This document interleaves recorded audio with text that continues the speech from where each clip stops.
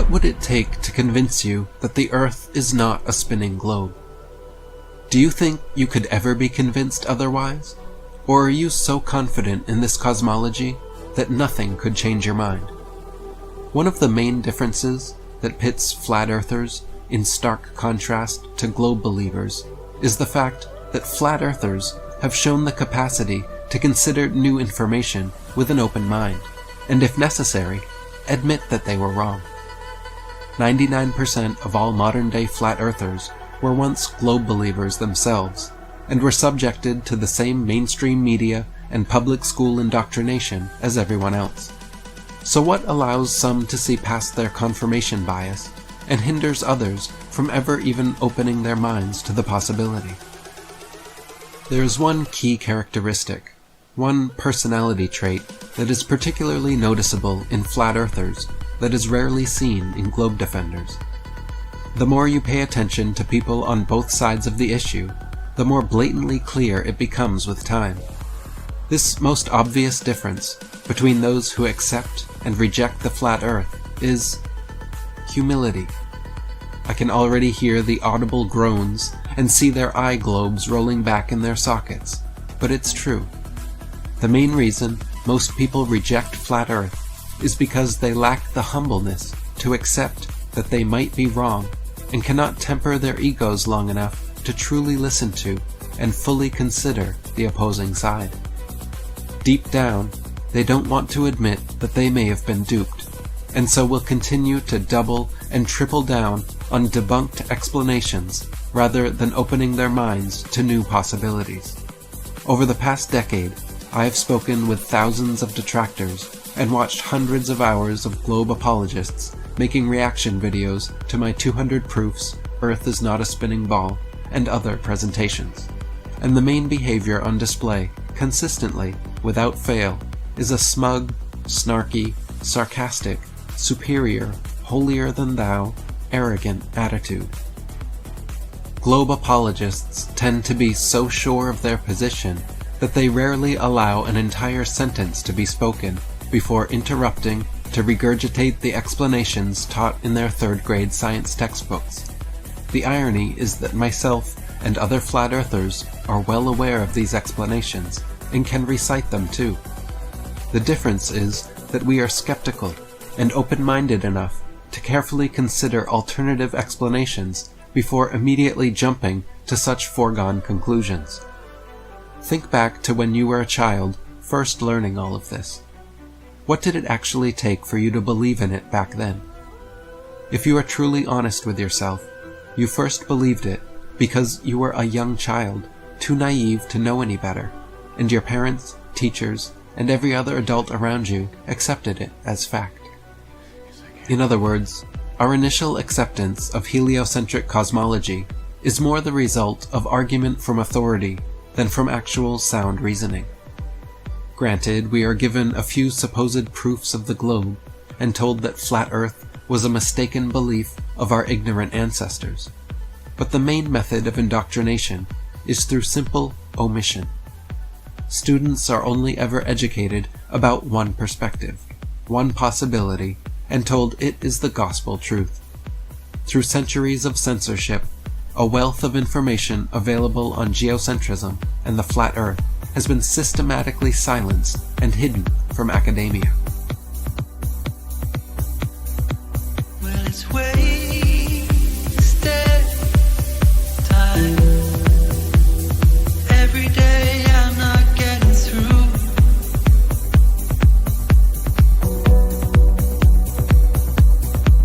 And I'm lost in life, waiting on some uncovered truth.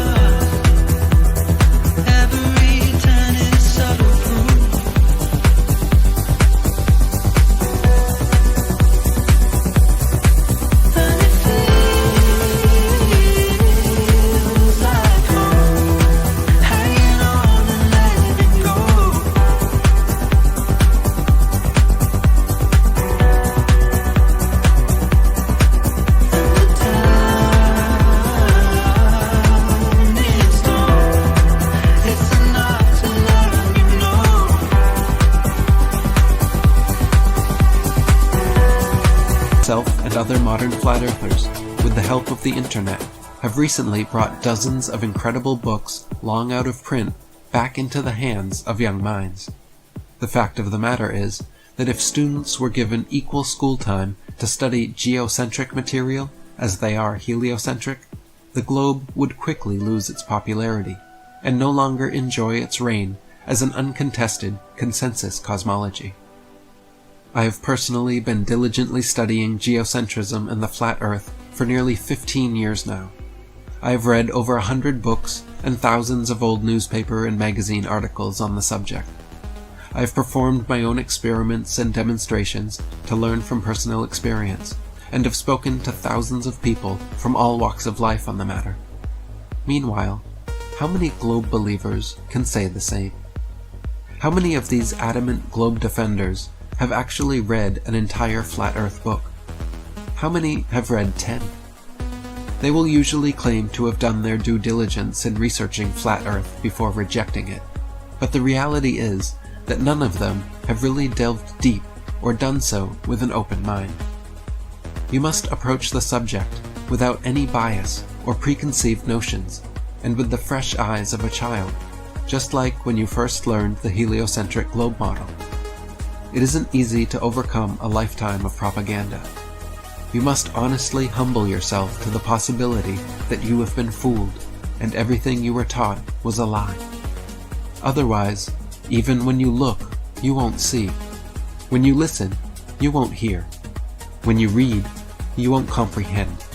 And when you think, you won't ponder. If you cannot first empty your cup, then it is impossible to refill it with pure water. If you cannot first unlearn what you were originally taught, then it is impossible to learn anything new contrary to it. If you cannot first clear your mind of heliocentric indoctrination, you will lack the discernment necessary to recognize the geocentric truth. You have been systematically fed a complex web of lies designed to make you reject your own common sense and lived experience of the world. You have been taught that this notion of flat Earth is something so ridiculous that it should only be laughed at, and that anyone advocating for it must be utterly unintelligent or completely crazy. So your immediate and confident rejection of the notion is no different than your leg extending when hit with a reflex hammer. Your exasperated eye rolls and permanent smirks were programmed into you, as was the list of questions that instantly roll off your tongue, like, but why would they lie? What does it matter? And where are the whistleblowers? All of these, and even more specific questions, like, why is Earth the only flat planet? Why isn't Polaris visible from Australia? And how does the Eratosthenes experiment work on a flat Earth? All have valid, sound answers from a geocentric perspective. If you haven't already, please do me, yourself, and the world a favor by reading or watching my free, full video presentation of my latest book, Flat Earth FAQ, and see for yourself. This world is not what you think it is. This world is not what you think it is. I had asked you to debate one of them flat Earth guys. No, I don't. I can't. No. I know. We talked about it, and we were going to have him on Skype. No, that is something that should not be debated. Does not belong in front of an audience getting debated. Only 64% are convinced that the world is a ball. The world is a circle, that the world is a, what is it, a spheroid? Only 64% are convinced that the world is a ball. Please don't cry like that. Please don't, Brennan.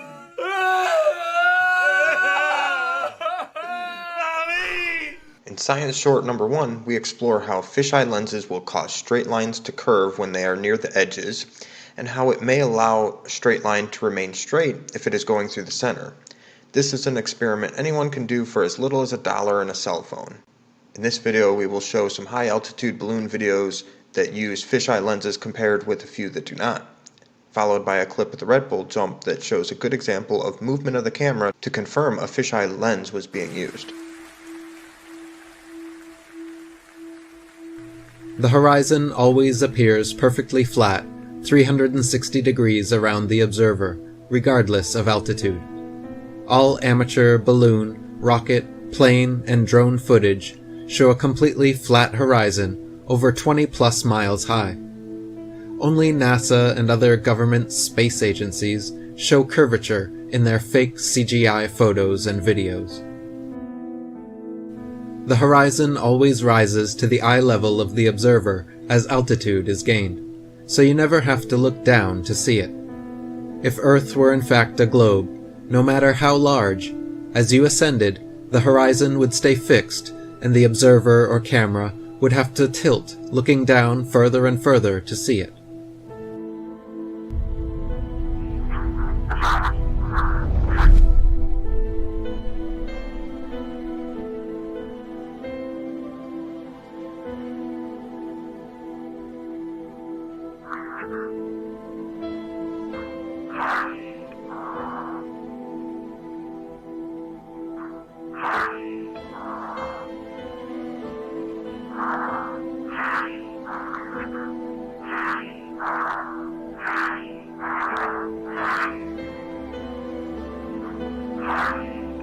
Oh, would you look at that? Would you look at that? Oh my gosh, just look at it. Just look at it. Just look at it. What the heck is that? A group of local college students suddenly find themselves world record holders. And the rocket the USC Rocket Propulsion Laboratory set is truly out of this world. They say that the rocket, Aftershock 2, has officially become the highest and fastest amateur rocket of all time. They shared the feed on Instagram. The launch was conducted last month after analyzing data from the onboard avionics unit. It was confirmed this weekend that the rocket reached a maximum altitude over 470,000 feet. It also reached a maximum speed of over 5,200 feet per second, or Mach 5.5. On October 20th, 2024, a group of engineering students from the USC Viterbi School of Engineering, with some major corporate sponsors including Boeing and SpaceX, these students broke the amateur international rocket altitude record with their rocket named Aftershock 2, going higher than any non-governmental and non-commercial group has ever flown before, at an alleged altitude of 470,000 feet. Kudos to them, it's an amazing achievement.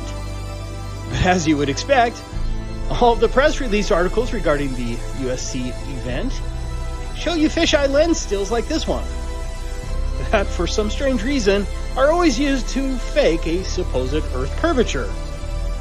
Yeah, that's not deceptive at all. Although the video was filmed with a fisheye lens, which globe proponents will always falsely claim is the curvature of the Earth, but if we pause video here, the straight rope tells us that the middle of the opening closely indicates our reality. And what does the horizon look like at 470,000 feet? That's right. That stuff is flat.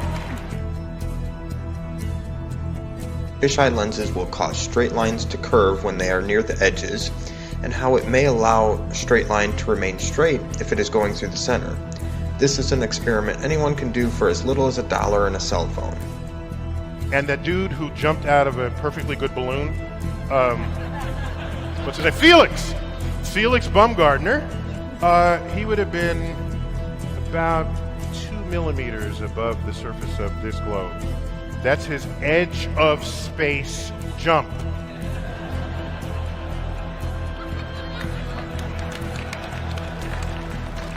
Now, you know, I don't. It's fine. He wants to. I don't have a problem if he does it, but the honesty of it would greatly diminish what I think people thought he was actually doing. And not only that, they made sure to photograph him standing there with a really wide-angle lens, which curves horizontal lines. So in the photo, you see this curvature of Earth's surface, and he's like, "Wow, he's in space. Look at that." No, he's not. At that height, you don't see the curvature of the Earth if you are 2 millimeters above this beach ball. You just don't. That stuff is flat. Bezos? Yeah, Bezos and Branson, they I'm an astrophysicist. So we ask, how high up did they go? Ask me that. How high up did they go? Okay, remember your schoolroom globe in the back? I do, yeah. Okay. At how high above a schoolroom globe? The thickness of 2 dimes is how high up they went. So about 100 kilometers, something like that. At most. Okay, don't have to yell. I'm on your side, man. Okay. We're in this together. I'm just asking you questions and you're giving answers. No one's attacking. No one's attacking you. I've inserted a yellow line to help you with your own determination of whether it's flat at 470,000 feet. Sure, you can try to cross your eyes and squint really hard to find that non-existent curvature, but I don't care. I'm not here to help the willfully blind see. I do find it telling that these organizations always use these modified fisheye lens cameras for these very expensive rocket launches that make a precise determination more difficult. Furthermore, USC obviously had a camera facing their horizon, as shown right here. That's all they have shared with us, even though it's been 3 weeks since their original video. Why? You'd think USC would want to showcase their work as much as possible to get more funding, but I think we know the answer. Regardless, as shown here, it's obviously flat at an alleged height of 470,000 feet. At the very least, an honest globe supporter would have to admit that this view does not match the dimensions of the globe. But nobody has seen the curvature of the Earth from that height. I just want to make that clear. Okay? I had asked you to debate one of them flat Earth guys. No, I can't. No. Close your eyes. Were you listening to me, Neo? Or were you looking at the dude in the red dress? A dude? Look again.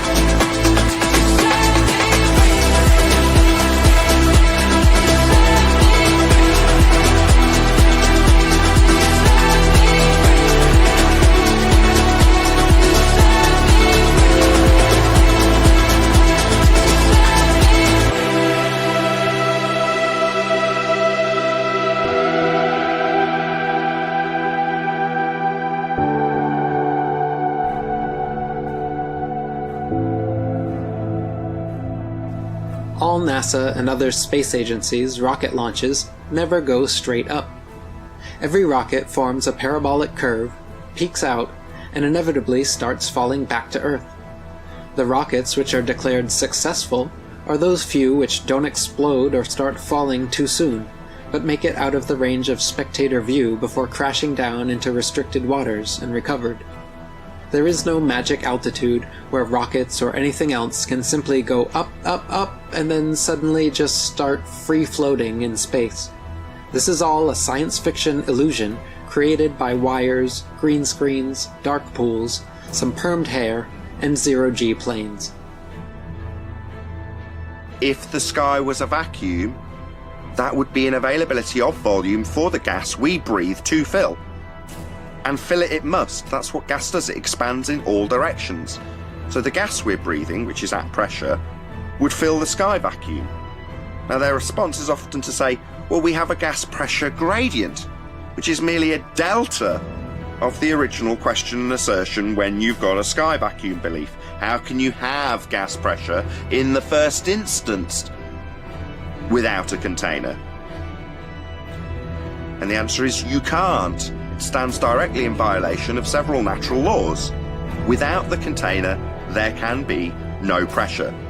Therefore, if the sky was a vacuum, as asserted in the heliocentric rhetoric, then the gas we breathe would fill the space.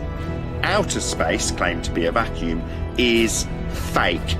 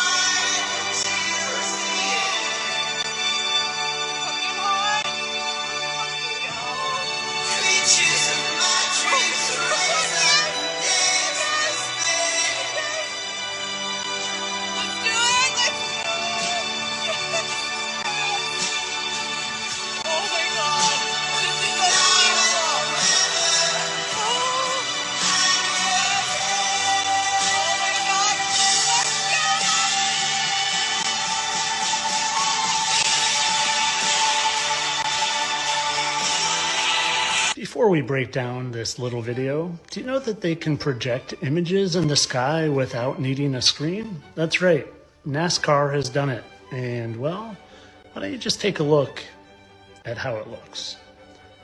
And in my opinion, this is dumbed really, really down so you don't realize how they can do it and make it look as real as can be. Now let's take a little look at Mr. Rocket landing on chopsticks here. First, what is that? Why is that up there? What is this, a blimp potentially projecting an image down below? And let's take a closer look at this thing. I mean, does that look like real fire to you, or does that look like CGI? And what's with these random clouds? You're seeing glitches, guys. Glitches in the hologram. And watch how it jumps. Oh, all of a sudden it jumps. Jump. Watch it. I'm going to slow it down. Ready? Go. Oh, this multi-1,000-pound giant metal object just shifts. Okay. Guys, it's time to stop believing in this. It's literally cartoons. You're watching a cartoon hologram land in chopsticks. Time to grow up, people. It's time to grow up. But this is all for entertainment purposes. Of course, I know that SpaceX launched a perfectly good rocket into space, and then it came down and landed perfectly in what they call chopsticks. Entertainment only.